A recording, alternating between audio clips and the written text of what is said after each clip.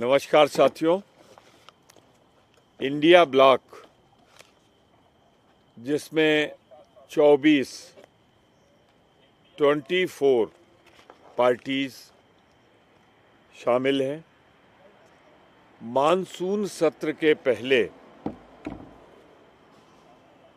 हम कैसे इस सरकार की जातियों, असफलताओं, जिससे भारतवर्ष की 140 करोड़ जनता सीधे प्रभावित हो रही, उन मुद्दों को कैसे उठाएं, इसकी रणनीति पर चर्चा करने के लिए, सहमत बनाने के लिए ये बैठक जूम पे हो रही है। मुझे ये बताने में प्रसन्नता हो रही है कि लगभग सारे 24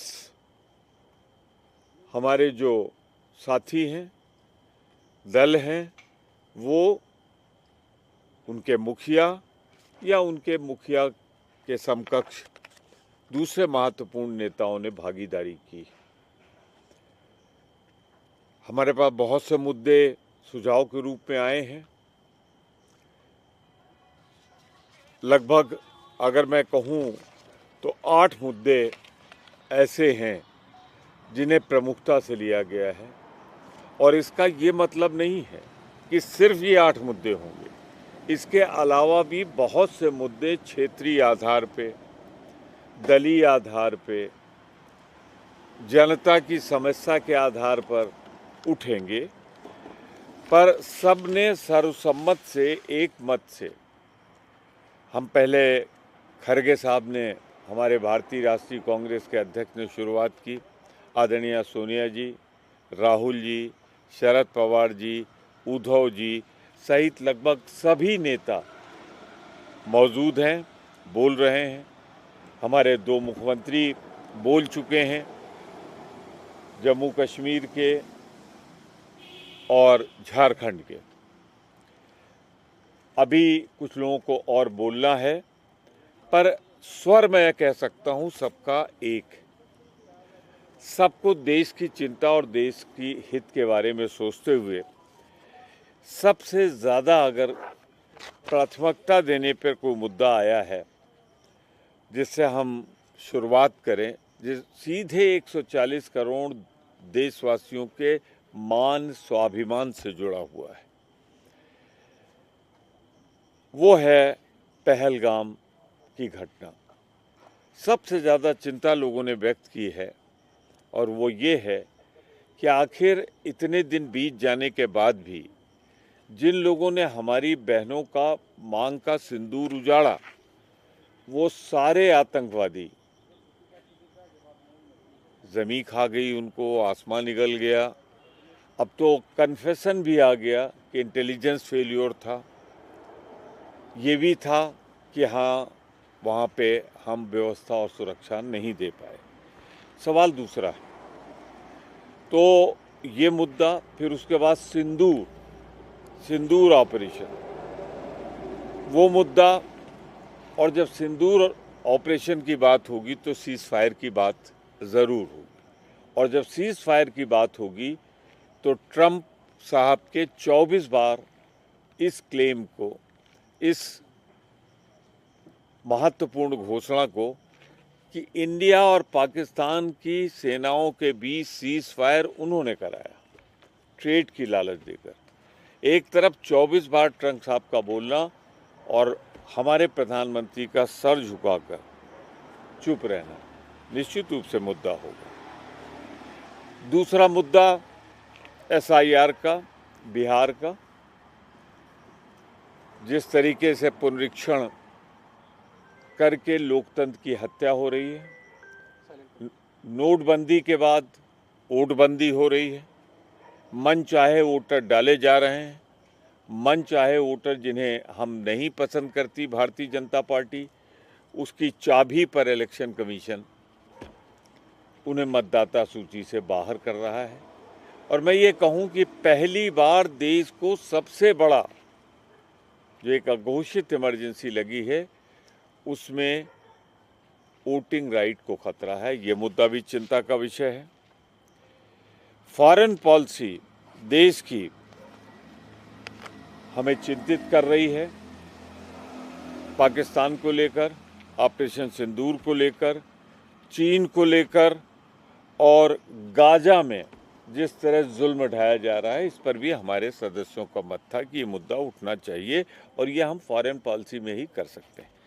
मैं थोड़ा सा ये कह दूं कि पहलगाम और सिंदूर पर निश्चित रूप से ये सब कुछ भारत के प्रधानमंत्री की ही जवाबदेही हो सकती है, क्योंकि जब एक तरफ से अमेरिका के राष्ट्रपति कुछ तथ्य रख रहे हों तो उस पर भारत के प्रधानमंत्री ही उस पर जवाब दे सकते हैं। तो जब ये मुद्दा हो तो भारत के प्रधानमंत्री को उपस्थित रहना चाहिए और उन्हें जवाब देना चाहिए। उसी तरह डिलिमिटेशन का मुद्दा कुछ हमारे साथियों ने उठाया, वो मुद्दा भी महत्वपूर्ण मुद्दा है जिसे हम लेंगे मानसून सत्र में। इसी तरह जो एट्रोसिटीज, अत्याचार, जुल्म शेड्यूल कास्ट पे, शेड्यूल ट्राइब पे, महिलाओं पर, अल्पसंख्यकों पर, ये मुद्दा भी हमारा बहुत महत्वपूर्ण मुद्दे हैं जो लोगों ने कहे हैं, वो हमने उठाए हैं। और इसी तरीके से मैं कह सकता हूँ आपसे कि हम लोगों ने ये भी तय किया है कि शीघ्र ही फिजिकल रूप से मिलजुल कर इंडिया ब्लॉक की बैठक होगी और उसके लिए हम मिलेंगे। मैं ज़रूर ये कहूँगा आपसे, छुटपुट और भी मुद्दे हैं जो उठे हैं। अहमदाबाद में जो प्लेन का एक्सीडेंट, मैंने 4-5 जो मुद्दे शुरू में आपसे कहे हैं, पहलगाम, ऑपरेशन सिंदूर, राष्ट्रपति अमेरिका ट्रंप के 24 बयान, SIR बिहार कमीशन का, इलेक्शन कमीशन किस तरह लोकतंत्र को गिरवी रख रहा है, फॉरेन पॉलिसी चाइना के मुताबिक गाजा और पाकिस्तान के लिए, डिलिमिटेशन, फिर atrocities on schedule caste, schedule tribe, women और माइनॉरिटी। कुल मिलाकर ये बैठक बहुत ही सौहार्दपूर्ण वातावरण में देश के लिए चिंता व्यक्त करते हुए, चिंतित होते हुए और एकजुट होकर जिस तरह भारतीय जनता पार्टी की सरकार देश के हितों की अनदेखी कर रही है, उसके खिलाफ लोकतांत्रिक ढंग से, शांतिपूर्वक ढंग से हम चाहेंगे कि पार्लियामेंट चले, पार्लियामेंट में हम मुद्दे उठाएं, सरकार जवाब दे, जो लोकतंत्र की शान होती है। मुझे जो कुछ तथ्य रखने थे रखे आपके सामने। मीटिंग अभी कंक्लूड नहीं हुई है, कुछ बातें वहाँ चल रही हैं, पर कुल मिलाकर यही तस्वीर है जो मैंने आपके सामने रखी। सर, इंडिया गठबंधन में आम आदमी पार्टी शामिल नहीं हुई या नहीं हुई? देखिए, मैं सिर्फ इतना कह सकता हूँ कि इसमें 24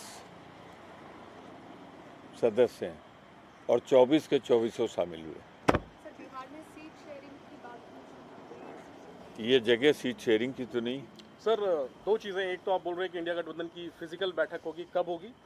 और शीघ्र होगी। ये सेशन के दौरान शीघ्र होगी। और दूसरी बात कि गठबंधन की जो टॉप 5 पार्टियां हैं उसमें नंबर 1 तो कांग्रेस है, लेकिन number 2 Samajwadi party, number 3 TMC, इसके बाद DMK, इन तीनों प्रमुख दलों के जो मुख्य नेता हैं, अध्यक्ष हैं, ममता बनर्जी, स्टालिन, अखिलेश यादव, उनका शामिल ना होना, क्या ये कहीं ना कहीं एक झटका है या निराशाजनक है? क्योंकि साल भर बाद ये बैठक हो रही है और टॉप 5 पार्टियों के गठबंधन के 3 दलों के मेन नेता शामिल नहीं हो रहे। ये 5 जो मुख्य दल गिनाए, हमारे लिए सभी 24 मुख्य दल, सभी जिम्मेदार लोगों के द्वारा अपनी पार्टियों का प्रतिनिधित्व किया है उन्होंने। अब जैसे TMC, अभिषेक जी आए, उन्हें गैर जिम्मेदार तो आप नहीं मान सकते, महत्वपूर्ण नहीं ऐसे। अखिलेश जी ने बात की, बात करने के बाद राम गोपाल जी आए तो उन्हें मैं समझता हूँ वरिष्ठतम हैं सपा के। इसी तरीके से हर दल ने खुद या तो अध्यक्ष आए, अब शरद पवार जी थे, लालू यादव जी नहीं थे तो तेजस्वी जी थे। तो मैं तो ये कहूँगा कि इतनी ज़बरदस्त बड़ी भागीदारी बहुत कम मौक़ों पे हुई है जो आज हुई। प्रमोद जी एक सवाल का जवाब दीजिए। प्रमोद जी, पीएम की उपस्थिति होना बहुत जरूरी है जब भी हम ये मुद्दे उठाएं। हालांकि प्रधानमंत्री विदेश दौरे पे भी जा रहे हैं, आप उम्मीद करेंगे कि आप शुरुआत में ही इन सभी मुद्दों को उठाएं या उनकी मौजूदगी में ही ये इशू उठाएं ताकि वो जवाब दे सकें? देखिए, देश बड़ा है और सरकार की जवाबदेही भारत के संविधान के मुताबिक संसद की ओर होती है। मंत्रिपरिषद सामूहिक रूप से उत्तरदायी होता है मंत्रिपरिषद के लिए। तो क्या प्रधानमंत्री जी के लिए संसद ज़्यादा ज़रूरी है कि आप विश्व भ्रमण? कहीं और एक आधा अवार्ड रह गया है क्या? प्रमोद जी ये बताइए कि आमतौर पे कांग्रेस इंडिया गठबंधन का कोऑर्डिनेशन करती है और नेतृत्व भी करती है, लेकिन कई बार देखा गया कि बैठक में तो सब कुछ बात होते कि इन मुद्दों को उठाया जाएगा, लेकिन जब संसद चलता है तो कई जगह मतभेद खासकर विरोध में दिखता है। तो आप इंश्योर करें कि कांग्रेस पार्टी के विपक्ष पूरा एकजुट होगा इन तमाम 8 मुद्दे पे? मैं डिप्टी लीडर हूँ राज्यसभा में। मैं दावे के साथ कह सकता हूँ कि जो हम तय करते हैं हम उसी के अनुरूप उठाते हैं। पर अगर आप मेरी ओपनिंग रिमार्क सुन लें तो मैंने वहाँ ये भी कहा था कि बहुत से स्थानीय मुद्दे स्थानीय आवश्यकता अनुसार उठाए जाते हैं, तो उसमें मतभेद नहीं होता। मुख्य मुद्दे जो मैंने 8 बताए ये सब उठने हैं। सबसे पहले हमें पहलगाम, ऑपरेशन सिंदूर उठाना है, बिहार का उठाना है, फॉरेन पॉलिसी के बारे में बात करनी है, डिलिमिटेशन के बारे में बात करनी है, atrocities on schedule caste, schedule tribe, women and minorities पे बात करनी। पर इसका मतलब ये नहीं कि और मुद्दे नहीं उठेंगे। क्या ईडी की कार्रवाई को आप लोग रेस करेंगे जिस तरह से? लिस्ट में से भ्रष्टाचार का मुद्दा गायब है। और सर कई राज्यों से हाईकोर्ट भी भाजपा कह रही है कि देखिए, इसका बड्रा के केस से नजर हटाने के लिए कांग्रेस जानबूझ के ऐसा वो क्या कह रहे हैं उसकी चिंता अब हम नहीं करते, क्योंकि बुझते हुए चिरागों की तरफ कम देखा जाता है। मैं इनका जवाब अब नहीं चाहते मैं दूं, इनका जवाब दे लीजिए। मैं बहुत स्पष्ट कह दूं कि ये सरकार का नाम ही भ्रष्टाचारी जनता पार्टी है। तो वो तो जब आएगा मुद्दा, जो भी मुद्दे आएंगे उसमें भ्रष्टाचार रहेगा। भ्रष्टाचार कोई विषय तो नहीं है ऐसा कि हम भ्रष्टाचार पे चर्चा करें। जो मुद्दे होंगे उनमें जो भ्रष्टाचार इन्वॉल्व होगा। अब मैंने इलेक्शन कमीशन का जो भ्रष्टाचार बिहार को लेकर SIR में ही भ्रष्टाचारी तो है, इसे उठाएंगे।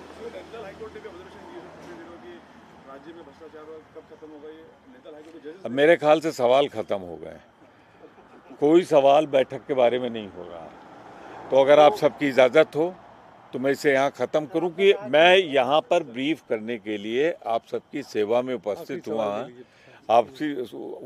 हुआ हूँ कि बैठक में क्या हुआ, क्या तय हुआ। अब इसके अलावा कहाँ क्या हुआ उसके लिए तो हम लोग रोज़ मिलते रहते हैं। अब आखिरी सवाल के तौर मेरे ख्याल से आपने सुना नहीं,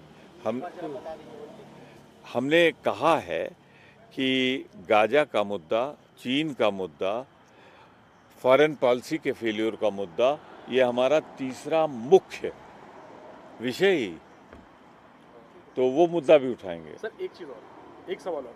कल राहुल जी ने केरल में सर RSS के साथ CPM को भी आइडियोलॉजिकल एनिमी बताया था, जिसको क्रिटिसाइज किया CPM ने बाद में। आज CPM के महासचिव बैठक में थे, राहुल जी भी थे, क्या इसको इस मसले को CPM ने उठाया? मैंने आपसे कहा बहुत सौहार्दपूर्ण वातावरण में TMC भी थे, CPM थे, सब थे। जो कुछ भी बैठक में हुआ है मैंने सब उठा दिया और ऐसा मैंने तो नहीं सुना। Thank you.